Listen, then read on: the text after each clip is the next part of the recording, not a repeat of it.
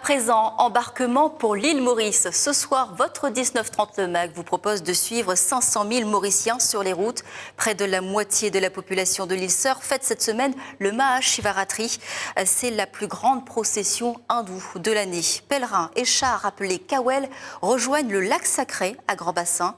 Ferveur religieuse, spiritualité, c'est avec Anna Bélissens et Éric Le Pichon.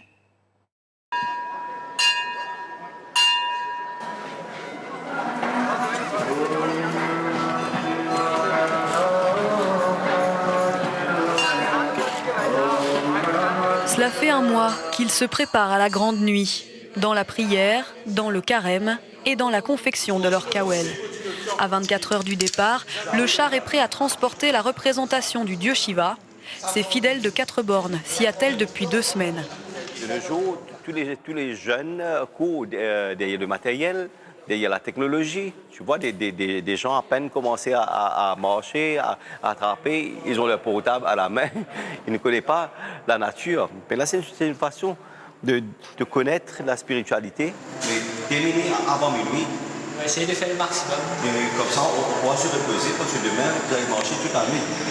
Pour moi, c'est un peu la dévotion et un peu la tradition de nos ancêtres, de nos parents, un peu la tradition de venir ici, d'arranger le kawel et rester entre amis pour faire quelque chose. C'est un peu la dévotion envers le Lord Shiva, le dieu Shiva.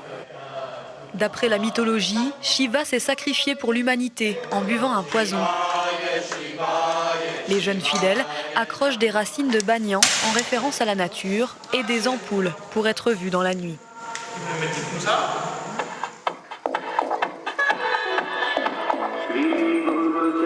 Le lendemain matin, ils sont déjà des milliers lancés sur la route du lac sacré. Ils partent des 4 coins de l'île avec ferveur, fierté et surtout décibels.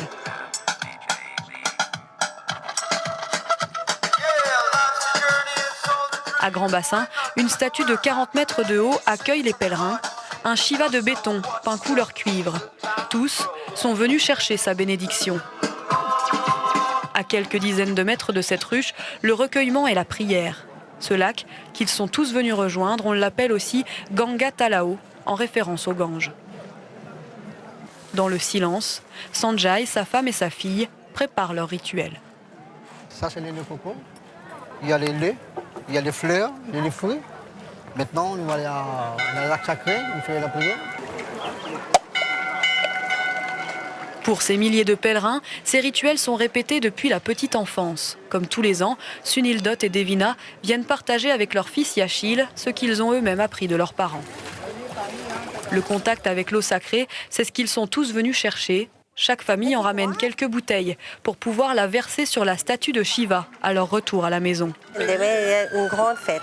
Tout le monde retourne à sa ville pour célébrer la Maha-Shivaratri. Environ 500 000 personnes se déplacent jusqu'au lac sacré. Une effervescence qui ne s'endort jamais. La ferveur religieuse est encore plus palpable à la tombée de la nuit. Il est 17h, Prit, Vimal et les fidèles du temple de Palma se mettent en route. Au son de la fanfare, des centaines de personnes démarrent, presque au pas de course.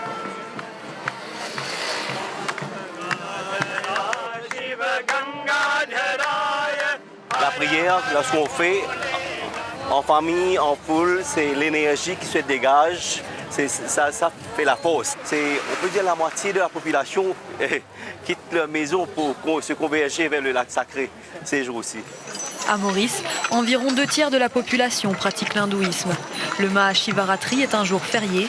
Du coup, toutes les communautés vivent au rythme de la procession. Durant ce déplacement de masse, les embouteillages immobilisent le centre de l'île. Il est 23h. Vimal et son groupe arrivent enfin à destination. Les visages sont fatigués par les heures de marche, mais la voix et les bras portent toujours, sans doute grâce aux distributions de boissons et de nourriture. Elles sont monnaie courante sur le chemin. C'est les offrandes qu'ils nous donnent tout au long de la route pour venir ici. C'est très généreux et c'est ça qu'on doit préserver un peu. C'est la culture, la tradition ici à l'île Maurice. C'est assez unique et on doit le cultiver, le garder très vivace. Sur les routes mauriciennes ces derniers jours, c'est la jeunesse qui a porté sa ferveur religieuse à bout de bras. Une jeunesse consciente de sa mission, faire entendre sa dévotion pour mieux la transmettre.